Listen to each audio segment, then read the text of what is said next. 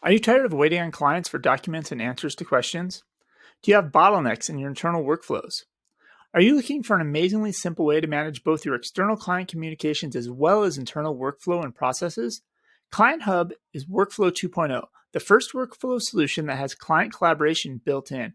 Stay tuned to hear more from our sponsor, Client Hub, later in the episode.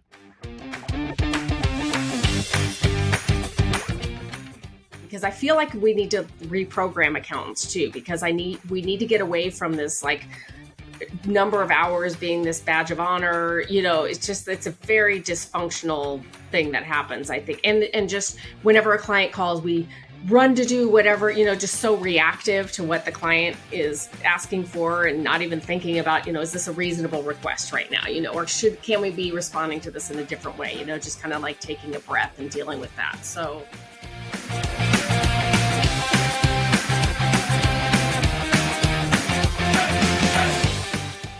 today is Saturday, May 22nd. This is the Cloud Accounting Podcast. I'm Blake Oliver. And I'm David Leary.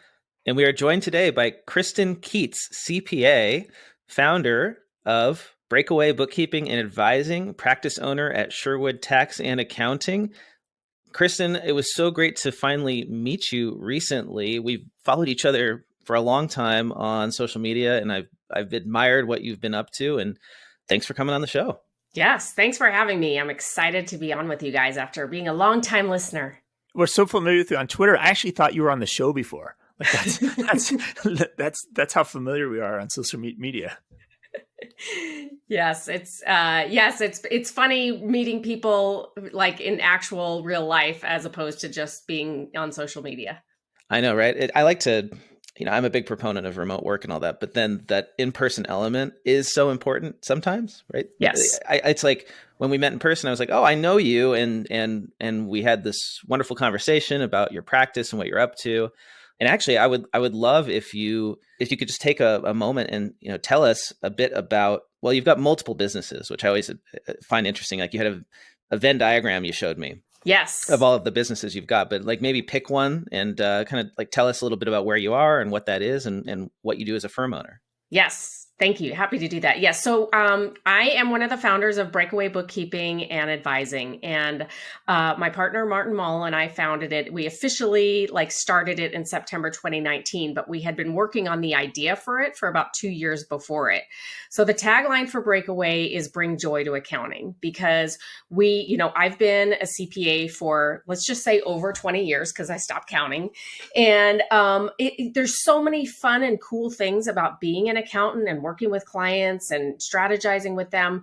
But the way that public accounting is done, it has sucked all the joy out of it because we have billable hour requirements and we work god awful hours and we, end up not having a family life. I mean, you guys know, you talk about it. Everybody who's listening to this probably understands how terrible it is. So we wanted to take all the cool things about being an accountant and just isolate those. And so we worked for 2 years to say, how can we make just being an advisor or an accountant, we take away all the things that drag you down, like, engagement letters and, marketing or like making a website, anything that we thought created drag on that relationship between an accountant and a client. And we tried to solve for that with Breakaway. And are your employees all remote? I mean, obviously with the pandemic, probably mostly remote, but are you 100% remote firm? We are 100% remote. And actually, we don't have employees per se. Breakaway is set up so that each of our advisors is independent. So we say, work for yourself and not by yourself. So they are actually in charge of running their own practice. And we just give them all the tools to support them in running that practice. So it's not really a franchise model, but kind of from a support standpoint, it's similar. It actually is technically a franchise, because if you're not an employee model, you have to kind of just legally be a franchise. But then what we do is we provide them with like a community. And so everybody they still feel like they're part of a team because they can still interact with each other. We have conferences, we have a Slack channel. So they still feel like they have all the resources of being part of a firm without kind of that, like, you have to bill this much, or, we don't put any kind of parameters. In fact, like, they're our clients technically because they're paying us a fee to provide services to them. And so they just go out and run their practice. And do they run their practice under their own branding and name, or is it under your branding? It's under the Breakaway branding. Breakaway branding. Got it. Yep. I understand. Perfect. Yep. So it's a franchise type model. Everyone is independent. Why do that versus a traditional partnership model that works? It's known to work. And well, I don't know how well it works all the time, but Right.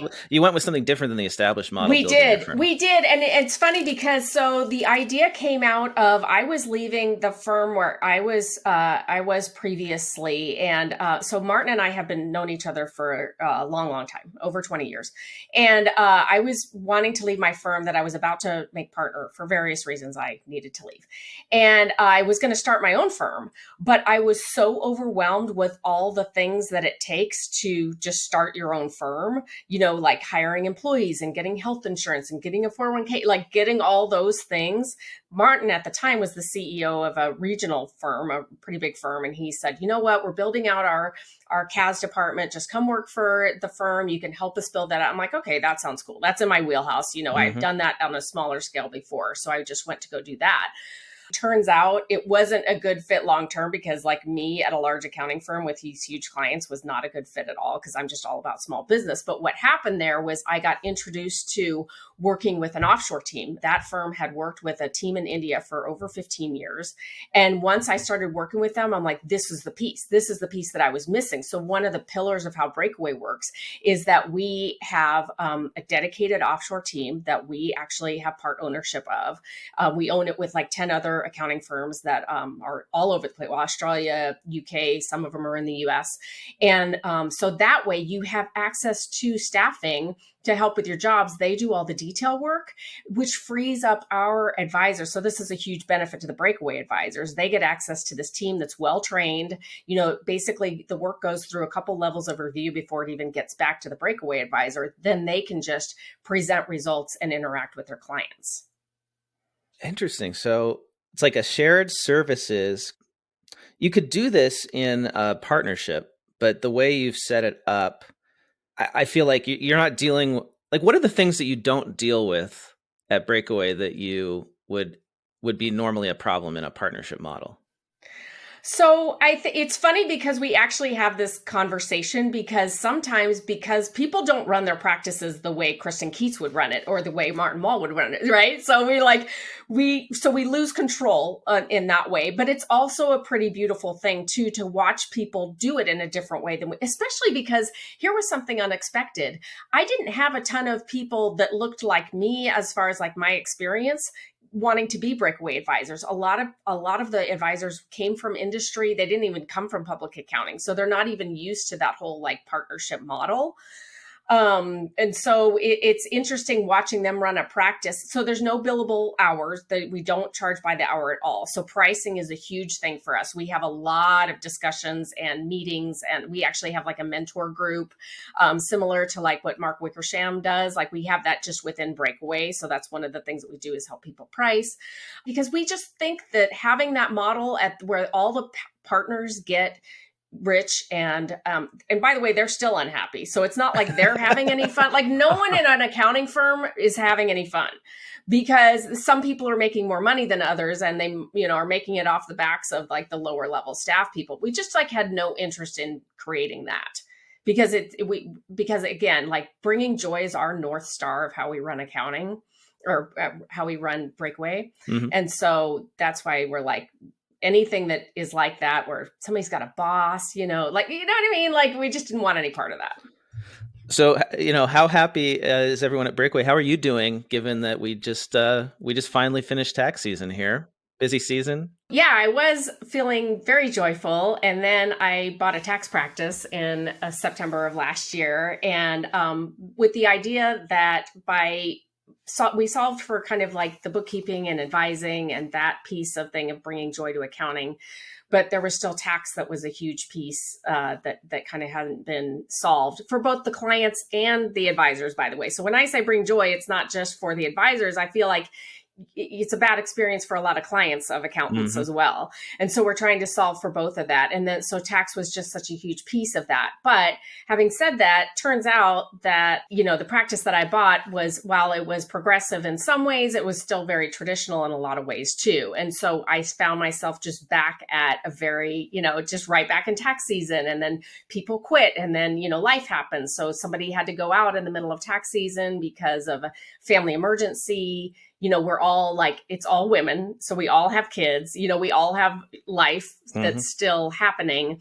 And yet the clients are still calling us, where's my tax return? Where's my tax return? So just that whole stress of tax season. So my goal this summer then is to really, now that I've kind of been through a whole tax season there, is to really look at our processes, look at how we communicate with the clients, look at the client list and see who of these clients, do we need to call out of here because they're just not working with the model that we want, and really put Sherwood Tax into the same model as Breakaway so that we can bring that joy to the tax field as well. And that means the same thing, utilizing an offshore team, leveraging down as much as possible, making our accountants that are here in the US really client service managers, and not so much putting data into forms, because that's not where clients get the value, being more proactive with the clients on tax planning and things like that. So I definitely have a vision of where I want it to go that I'm not even close to being there yet, but that's the goal with Sherwood Tax.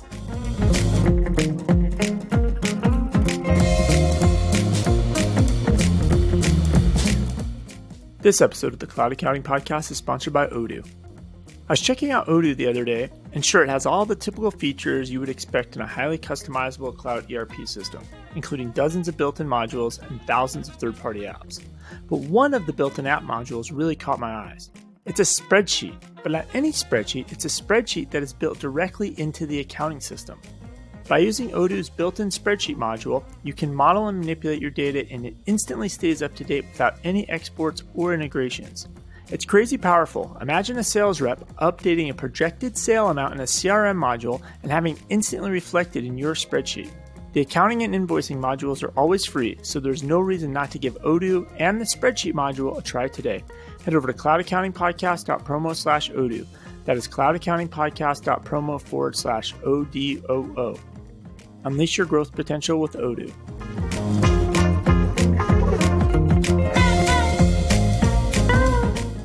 Should we jump into this week's news? Yeah, let's do it. Before we do that, I know you mentioned, Blake, about how it's nice to finally meet people in person. Yes, yeah. So let's just, for a rant of the week, if you want to be can virtual conferences all die now that the pandemic's over? These tools you have to use to join the virtual conference. And then as a sponsor, you have to set up your virtual booth, and every single app uses a different tool. And the tools are all very buggy, because I think what they are, I think these tools were optimized for in-person events. They work great on a little mobile device, but then you need to, upload the simple things like upload your logo, a URL. And then all these tools have this crazy calendar appointment feature that doesn't tie to your real calendar. And so people can book meetings with you at 2 a.m. because you have no control over the calendars. It's just all the virtual conferences and the apps just need to go away. Just go away. It's been fun dating you for 18 months. It's over. Well, I don't know about you, but working at a vendor now, when I'm setting up the giraffe booth for a virtual event, it's like a web page, and it lives somewhere on this event website. And I really don't think people go to them. That's what I was going to ask. How many of the attendees actually go to the vendor booths? Right. So I could tell you my numbers from Tuesday. Yeah. I did, the North America, it's Accounting and Finance North America show. I engaged with 3 or 4 accountants and bookkeepers, and I had 3 vendors spam me. So you had just as many vendors. That's money well spent. Other vendors. Because I think some of the vendors just go and they just start clicking on each person. Imagine at an in-person conference, if you were the vendor, you could just go up to every person, tap them on the shoulder, turn around and hand them your business card, which you could do, I guess, but you'd be really obnoxious. But people do that in the virtual world. Yep. It's and they don't even check to see you.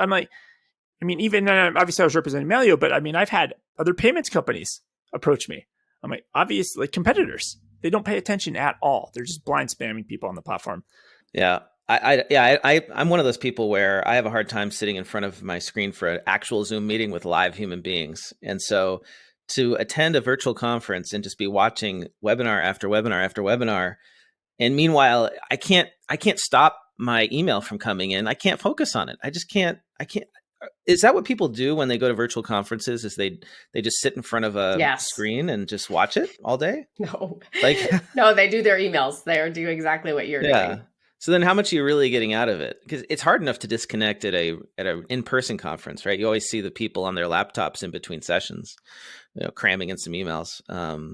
But it's like, I can do it. I can like shut it off. I can put it on my do not disturb. But like at a virtual conference, I can't bring myself to do that. And one of the things that I've always said is like the main benefit I get from the conferences is not necessarily like the content of the classes that you're going to. It's the connections that you make in the breaks and at the lunch table and stuff. Like that's where I always got the most value, is talking to other practitioners and seeing what they're doing and how they're solving for it. And some of the classes can be like talking points, but like, so you don't even have any of that at all in the virtual conference.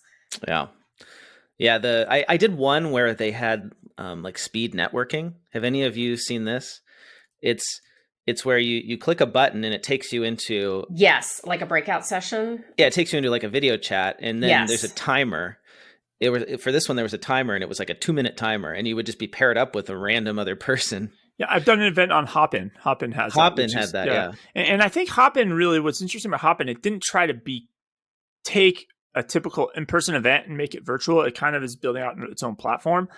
But I think the whole, on the whole, it's such a sour taste. Like nobody even wants to try any new platforms now.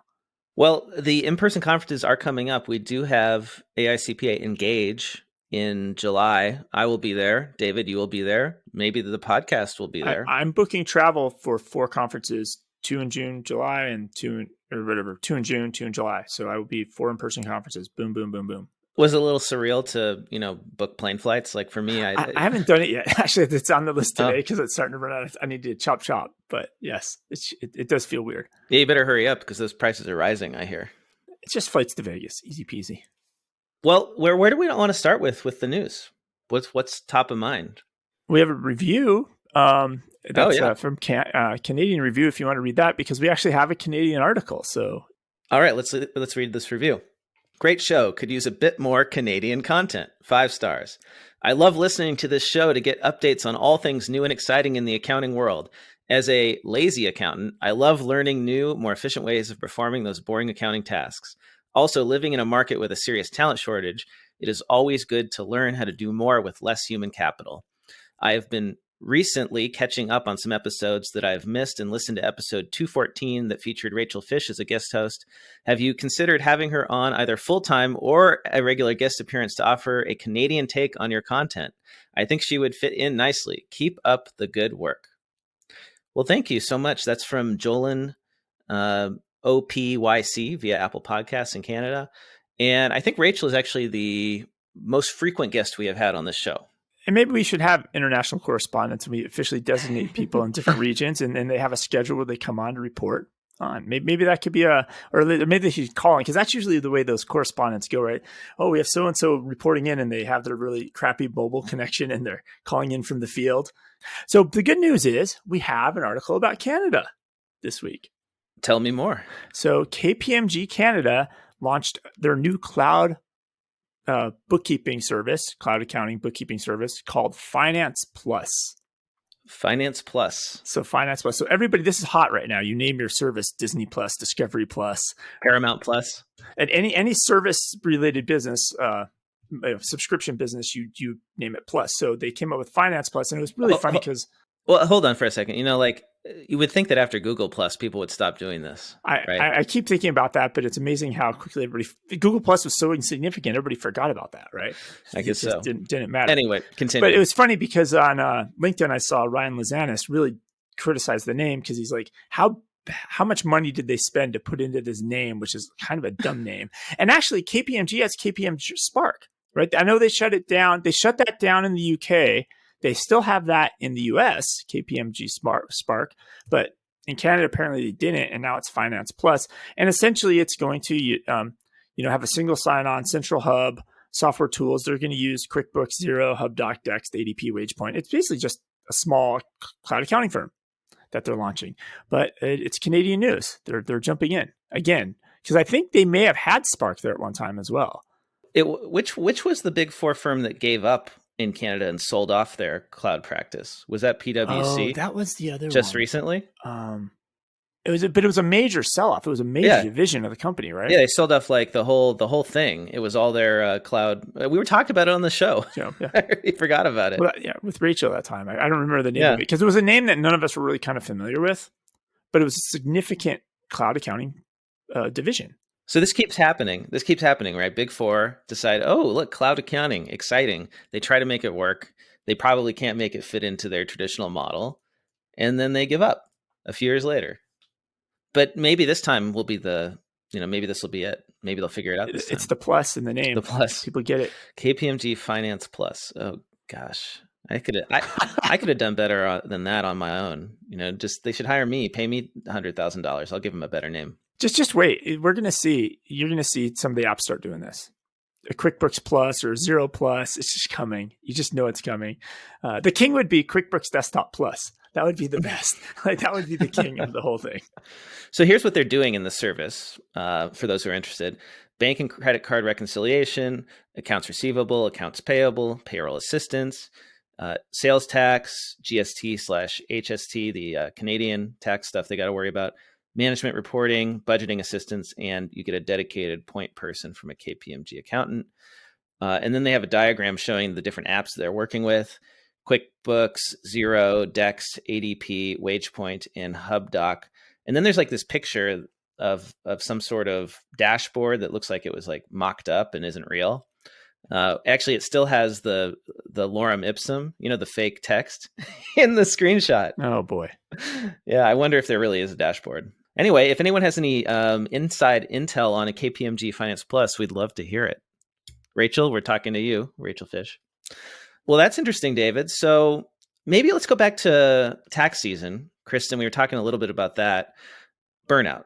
I think tax Twitter has really taken off in recent years, especially this year. And so it was interesting to me observing the tax Twitter hashtag and just seeing how beat up people are getting or did. Tax Twitter was like my therapy during tax season. It was like our support group, I think, for all the tax accountants.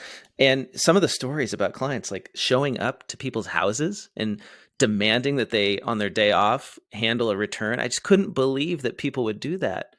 And I've seen some crazy emails that people have pasted from their clients on Facebook. It's shocking. Yes. How rude people are or can be or how demanding.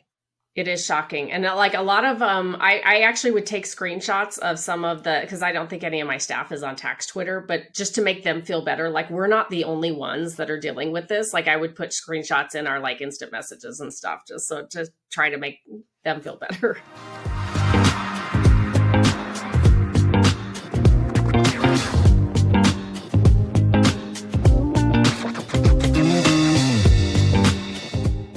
This episode of the Cloud Accounting Podcast is sponsored by Client Hub. Are your clients creating bottlenecks in workflow? Typical workflow systems are built for internal teams only and not clients, leaving your team constantly waiting for client responses. Client Hub is a modern all-in-one workflow platform with a built-in client portal for secure client collaboration that automates client requests for everything you need to complete your work and includes an internal workspace for your team to manage those work deadlines. And it even includes tools to help your team do the work faster. Your team will love the powerful checklist workflows, tools to easily automate the reclassifying of uncategorized transactions, and the on-demand access to each client's tech stack. Your clients will love the easy-to-use Client Hub web portal and mobile app. Client Hub currently has an amazing offer just for our listeners. 25% off your first 3 months by using promo code CAP25.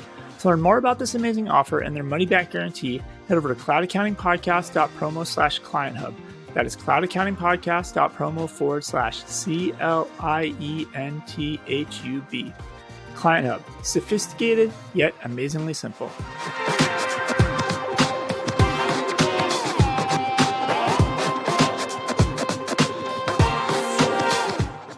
So how do you deal with burnout, Kristin? Like, what's your strategy? I mean, this is your first tax season in a little while because you'd been building this other Yes. business. So I took a year off of tax season, which, by the way, I mean, to take a year off last year was probably the best year for me to be taking off. And I thought the TCJA, I thought that the tax law then kind of broke me, and I was like, I'm out, I'm done.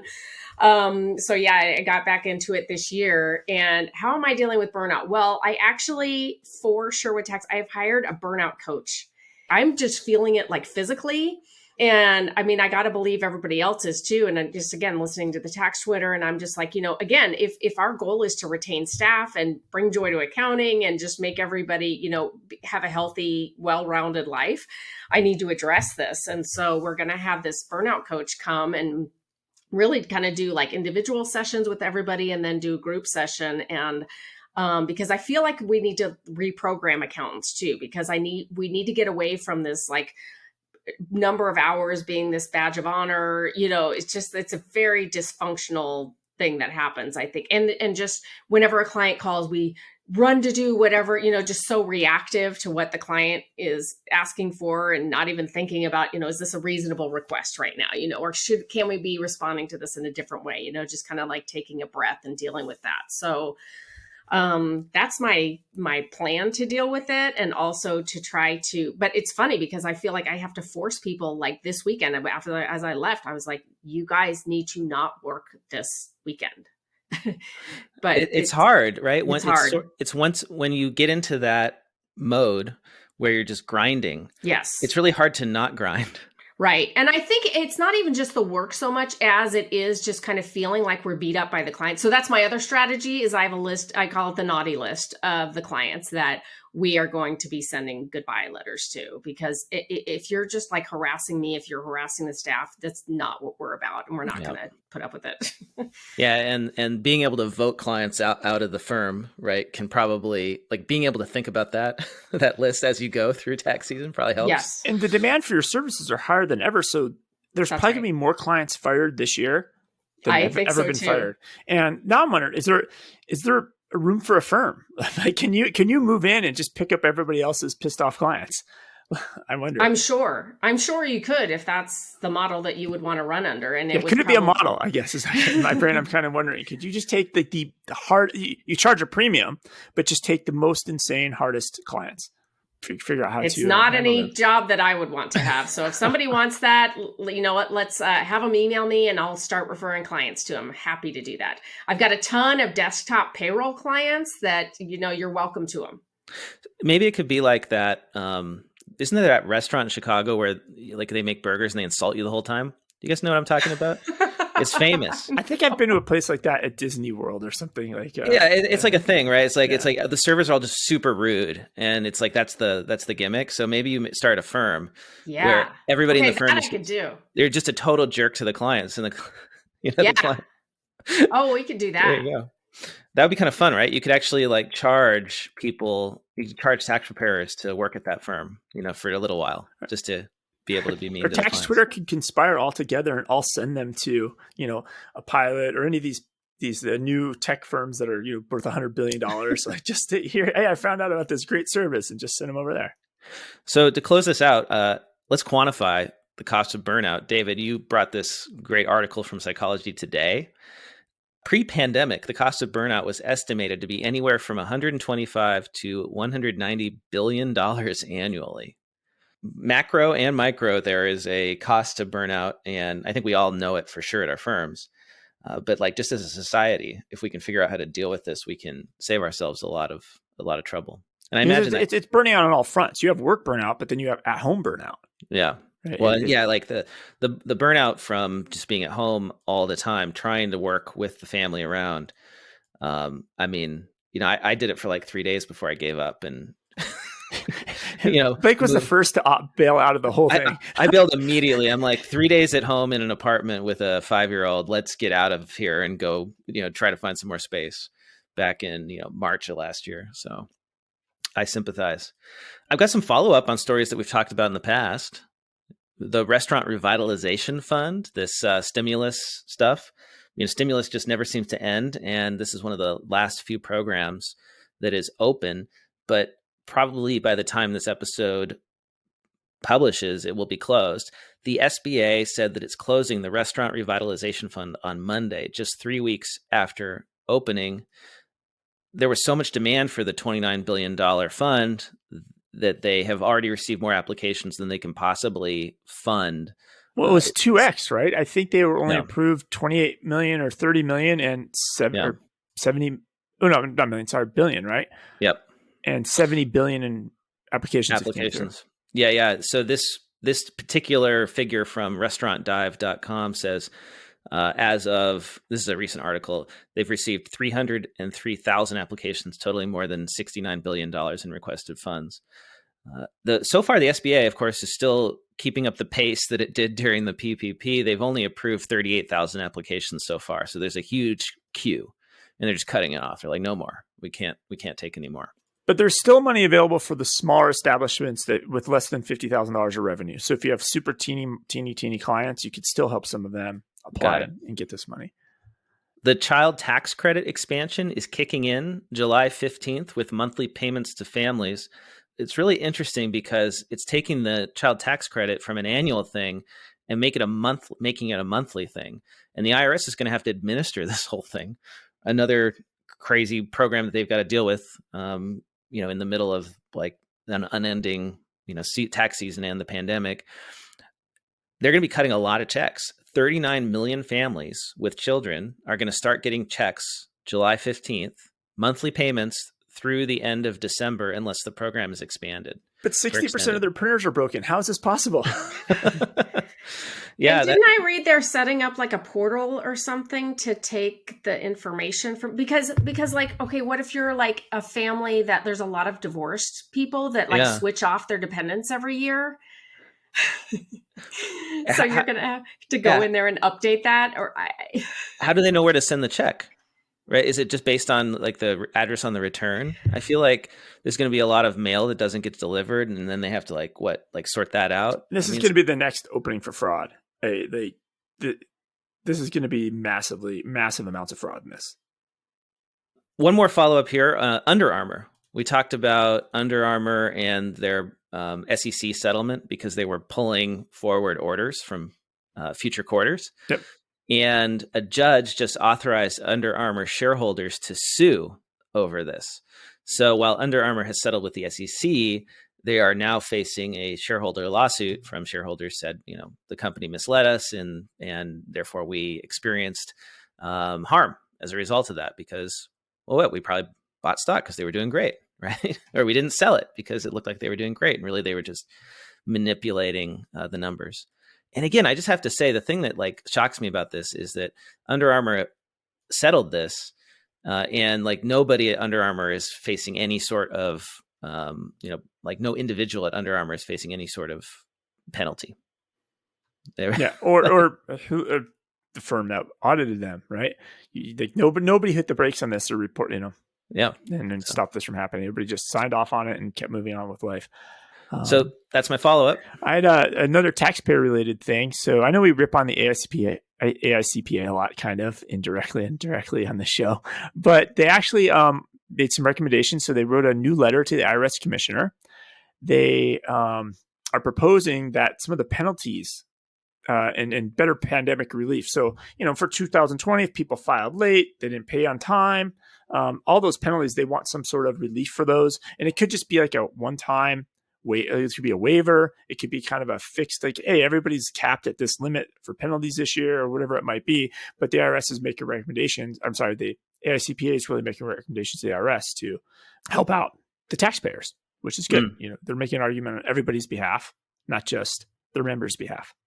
So Kristin, I have to ask you, given that you're in tax again, Yes. How has it been working with the IRS going? What's the situation with penalties and oh boy, for your clients? Is it just a giant mess? It is a giant mess because here's the problem, because the automated notices, those are still going out regardless of how staffed the IRS is. However, if you try to respond to one of those notices and actually try to get the IRS on the phone, it's hit or miss. Sometimes I get in within half an hour, which is always a happy surprise. Most of the time you're on hold for a lot, or they just disconnect you and say they can't take your call.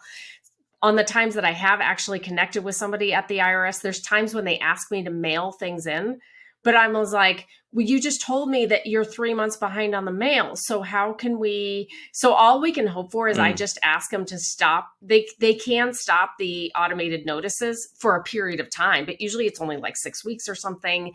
The problem I have is like, first of all, I feel terrible for the agents because I feel like they are working hard and trying to do their job.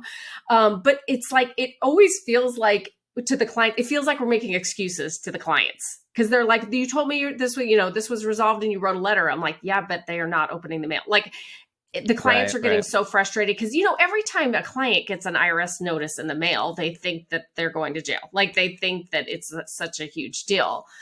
So it's bad. Well, it's a tough situation to be in because the client doesn't know everything that's going on at the IRS, and you're the intermediary there. Right. So you're the bearer of all the bad news, and they can't help but associate you with that bad news, right? Like Correct.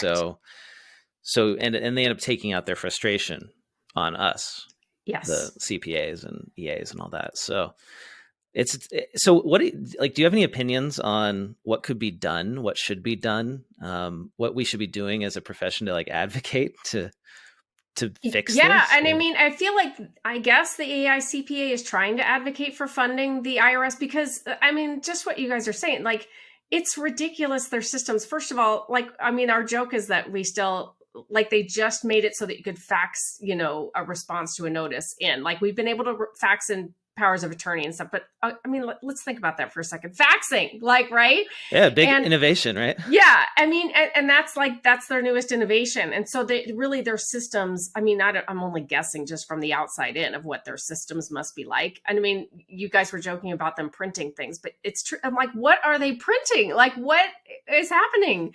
So they definitely need to be funded, but it seems like a lot. And it's unpopular, right? Like the general public doesn't want to do that, or they don't understand what it means to them. Well, as we have discussed in previous episodes, the Biden administration is proposing another $80 billion for the IRS over 10 years. Mm-hmm. But the big question for us practitioners is, does that mean that money's going to go to improving IRS services, or is it just going to go to auditing tax evaders and raising the money that the Biden administration needs for all this infrastructure stuff? There was an article in Accounting Today that had a great headline on this topic: "Will Biden's IRS be coming after your clients?" Right. Which is always a little bit of a terrifying prospect when we've had such low audit levels. Then all of a sudden to have a bunch of clients get audited, right? I'm sure that. Well, maybe you can tell me, Kristin, does that create like a ton of work for you? Is it like bad, or do you look forward to the extra bill, for audit support? Like, how do you feel about it? Well, so I guess to address your first thing, I think you're right, because if they're operating this like a business, they're going to spend the money to make more money, right? They're not going to spend it necessarily on the infrastructure, even though they should.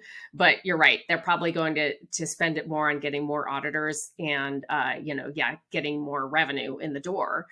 Yes, it does create more work, so it is something to think about. Is it? It's not something I love doing. I don't let, because I feel like it's a little bit, takes advantage of clients' fears, but also they do need a professional to help them navigate it. There's any taxpayer that gets an actual audit, or even if it's a correspondence audit or whatever it is, I'm like, you have to be represented in that, because people will just start talking to the agent. And I'm like, just stop talking. So they absolutely need to be represented. But it's a tough spot. One of the interesting items here in the Biden administration proposal is that they've identified that one of the big sources of unreported business income is pass-through businesses. So, like, I imagine what they mean by that is, and correct me if I'm wrong, is the S corps and LLCs, right, where it's a partnership return, and so there's and a lot of this income has no external reporting requirement. It's not like a W-2, right? Where the employer. Well, they do have K-1s, but this is the thing too. Something that's been a little nebulous is, are they actually matching up K-1s? Because I think for decades, they were not matching K-1s to individual tax returns. So that's a good question. I believe it would not surprise me at all if there's a huge underreporting problem with that. Because I personally have known when like the individual shareholders do not report what, maybe I prepared a K-1, that they report it differently on their personal return because maybe I don't prepare that. And it wouldn't surprise me. And the K-1 is issued by the pass-through entity. Correct. To the individual equity owners. Yes. Is that what we call them? And that K-1 goes to the IRS too? Yes. So it gets filed as part of the partnership or S Corp return. But are they actually matching it up with the Joe shareholder's social security number and following through on, basis issues? Like there's all kinds of complicated stuff that happens. Right. So I feel like that stuff only pops out if they're actually auditing the individual taxpayers. Got it. Right. Yeah. Because of the basis stuff, like how much of this is return of capital versus actual income. Yes. And to handle that would require some massive computer database, right? Which they obviously don't have. Right. So the IRS can't reconcile this stuff. So that's the opportunity for the tax evasion, at least one that's been identified. And so the IRS former commissioner, Charles Rosati, I guess he's working with the administration or making recommendations. And his recommendation is interesting. He says that banks should be reporting net inflows or inflows and outflows like to the IRS for accounts owned by pass-through entities. So the idea is that the bank would then have to send some sort of form, right? It like says here's your inflows for the period, here's your outflows, and then there's a net cash amount, right? And the IRS would then ask you as the entity to reconcile this or something like that's the idea. And so then now there's this whole debate about, well, are the banks going to be ratting on their clients, right? Do we really want to create another paperwork system, right? Aren't they doing this in other countries? I think there's a lot more of this kind of stuff in other countries, but I don't know, like specifically if in this. Our country, we decide how much taxes we pay. Right. The government doesn't decide this. This is the difference of our country and other countries. The self-reporting. This is why we're not going to get. Oh, we prepared your return for you. Here you go. Pay up. We're never going to. We'll never get that system because fundamentally, as a people in the United States, we're not going to allow that.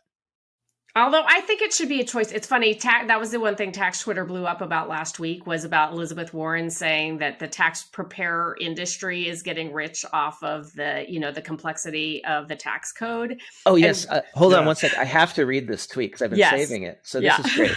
So this was Elizabeth Warren at eWarren. Quote, "The tax prep industry rakes in big profits by lobbying to make it harder to file your taxes. I've fought back with a plan to let millions of Americans sign and return a pre-filled tax form and make the IRS create a free online tax prep service." And then, Kristin, as you said, tax Twitter blew up about this. Maybe you could sort of summarize the reaction. Right. Because I think what her intention was, and this is true, talking about some of the tax prep software do-it-yourself companies that shall remain nameless, but I think she was actually speaking about that industry that has lobbied in certain cases to make things more complicated.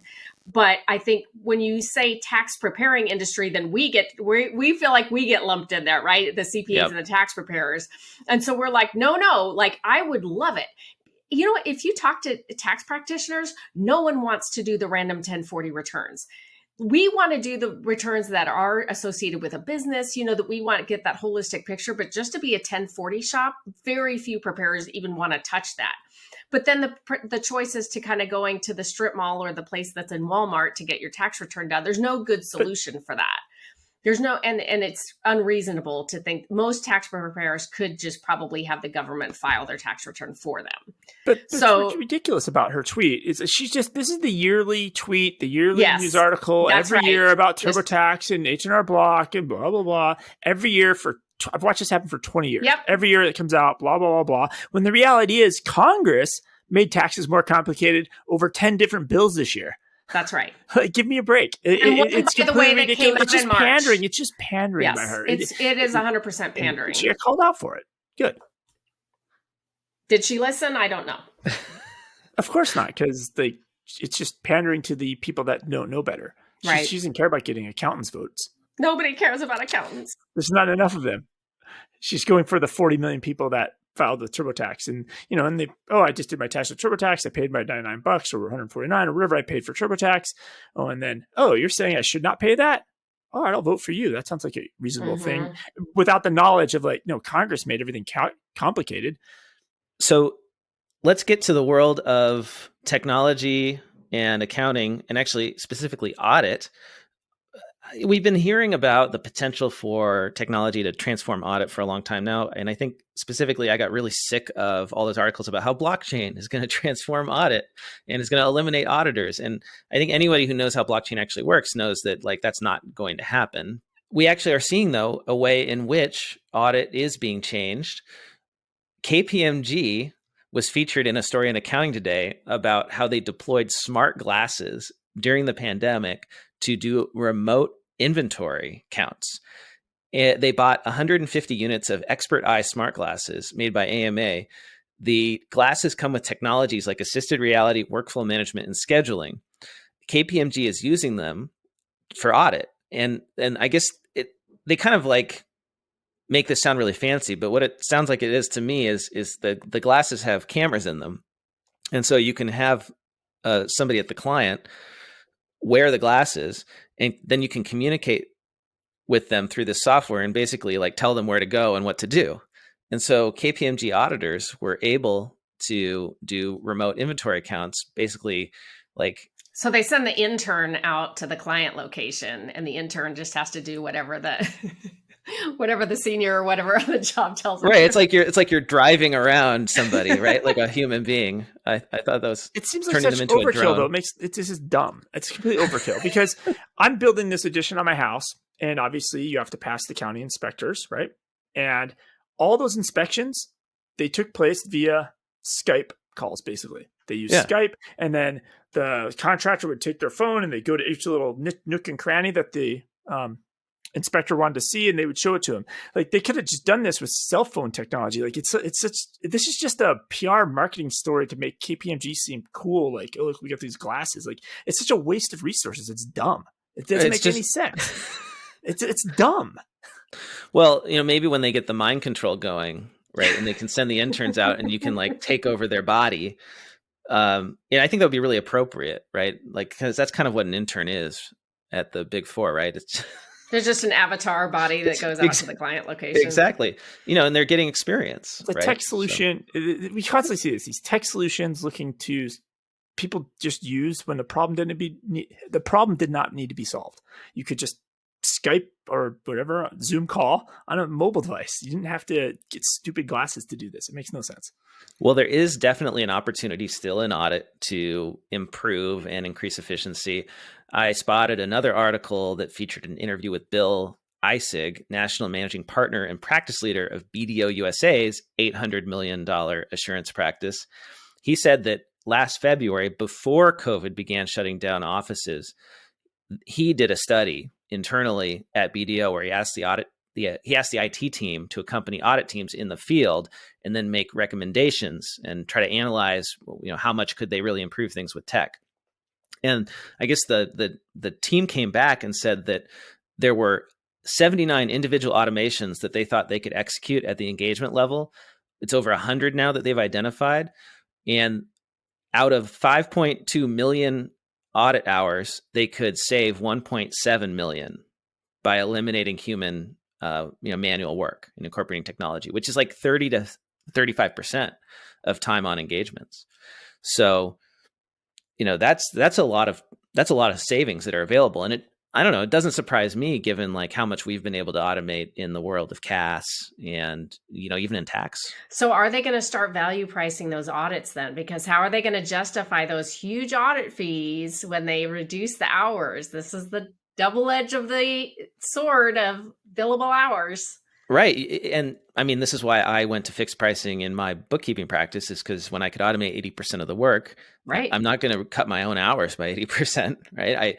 The fixed fee I came up with was less than I would have billed them hourly to do it manually. But I basically gave some of that profit to the client in the form of reduced fees and then save the rest for myself. Well, they're gonna hide it in fees for other things like use of efficiency glasses, technology fees. Count your image. Yes, and they're going to upcharge because for a client that doesn't know they could have just done it with 2 iPhones and Zoom, they're going to charge a client a ton of extra money for this special service of these goggles or whatever. That's what they're going to do. They're just going to hide it in other fees.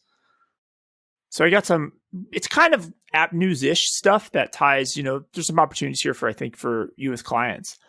Okay. I don't know if you heard that they found Joe Biden's secret Venmo account. What? He has a secret Venmo account? Yeah. So he had a secret Venmo account. Like, with his grandkids, he's like, here's an ice cream cone. I don't know. I'm exaggerating because they found it and they immediately pulled everything down. But the point is, it's about privacy. BuzzFeed found it. Oh, BuzzFeed found it, and then it went away. Got it. Yeah, because they basically, what happened was there was a pantsing New York Times article and then they saw that he sent his grandchildren money on Venmo. Oh, this is because Venmo, by default, makes transactions public because they're trying to create some like social aspect to it. A lot of people don't realize this. That is so stupid. I don't even understand But that's how Venmo exploded, because Venmo got really hot with the college kids first. Like, hey, because it's kind of like Facebook. You get to see who's hanging out because, like, hey, Blake reimbursed me for a beer. Like, oh, Blake and David are cool. They're going out and having beers. And then, like, so that's how Venmo grew. It was all that very big social network part of this money transfer thing. So strange, really. Like, I think about that. Venmo, basically a social media network all around financial transactions. I don't think anybody's realized how strange and interesting that is. But anyway, please continue. So where it ties really to us is, so what's happening now is lawyers, like clients want to pay their lawyers with Venmo. Obviously, we just talked about the privacy implications of this. Oh, right. Yeah. And so there's not a lot of guidance on this for lawyers. Only South Carolina has issued any advice on this at all. But there's a lot of complications currently the Florida bar is, it's their number one FAQ as far as their ethics hotline right now. Is people, can I accept peer-to-peer payments? Can I be paid this way? Right. And a lot of the big risk to you as a lawyer is the privacy, because they pay you. Now they could possibly see all your other clients. But where there's real potential for you is they're trying to make this onus fall on the lawyer. So you as the lawyer need to work with your client, explain confidentiality, attorney-client privilege, make sure the transactions are completely marked as being private transactions. But this is where the expectation of the lawyer actually following up and making sure that compliance is happening probably wouldn't happen. And this is where if you have legal clients or lawyers as clients, you can go in and advise them on the best ways to handle their money coming in. And then the other big problem with all of these, a lot of these services charge fees if you're a business. Right. But you can't do that with trusts. You can't charge a fee when somebody pays you the trust money. So, and then apparently some lawyers were trying to just leave the money in like their PayPal and like or their Venmo account, and that's their trust account. And you can't do that. So there's just like, there's no privacy with these peer-to-peer, especially the consumer peer-to-peer apps, and then tying back into lawyers. It just seems so talk to your legal clients about that. Ransomware is up in April. Good. On that note, I mean, we really should not have any clients that are using Venmo for business transactions, right? Like this is it's a nightmare to reconcile it anyway. So like I think that's an opportunity to educate folks, not just the lawyers. Good luck. And then the privacy part too, right? You can. And what's the ironic thing about it is I know that there's a set of people out there that refuse to use cloud accounting because like in QuickBooks online, because they're the IRS could just read my data anytime they want. But those tend to be the same people that are using, they don't want to pay for software or pay any fees. So they try to do it on Venmo. And it's very clear that even the president could not have a private Venmo account without people discovering it, right? So there's that.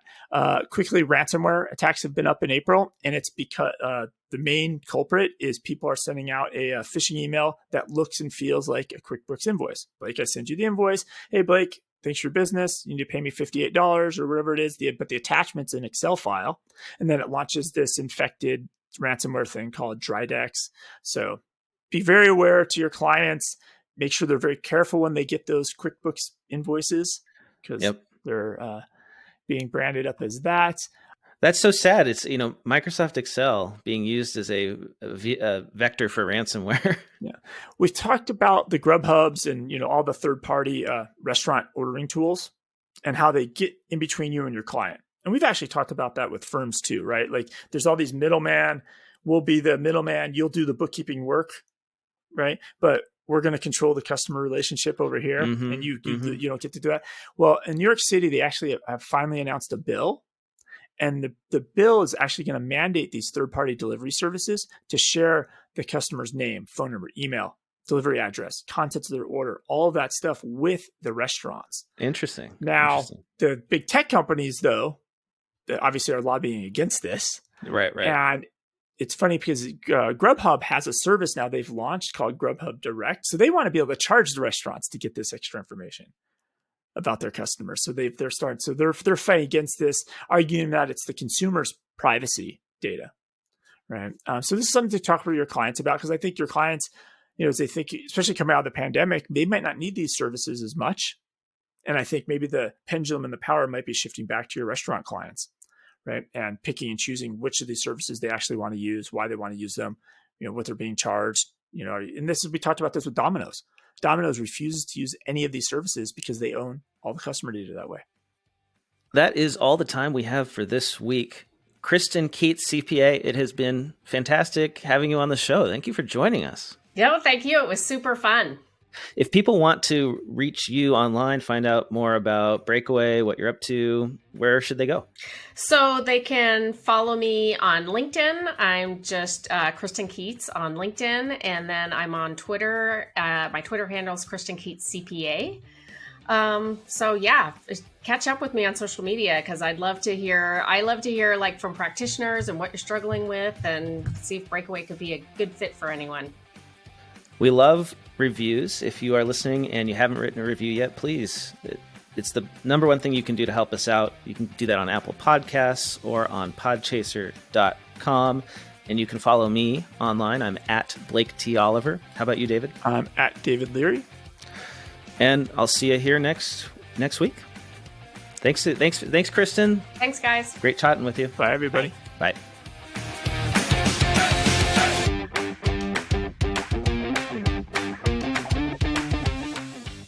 Time for the classifieds.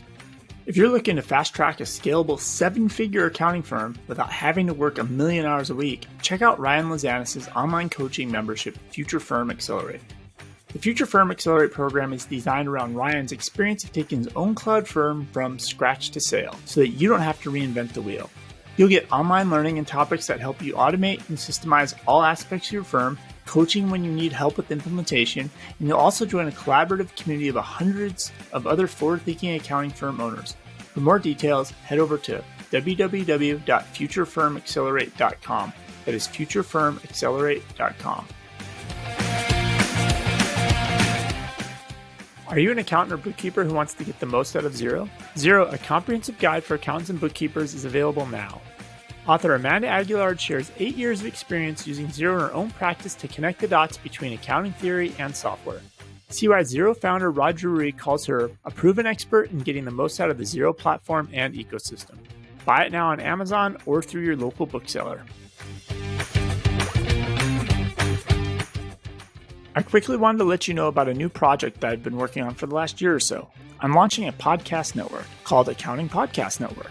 It has new podcasts that I know you'll love, like the Accounting Salon Conversations podcast hosted by Amanda Aguilard, and the Accounting Automation Workflows podcast co-hosted by Brian Clare and Heather Satterley.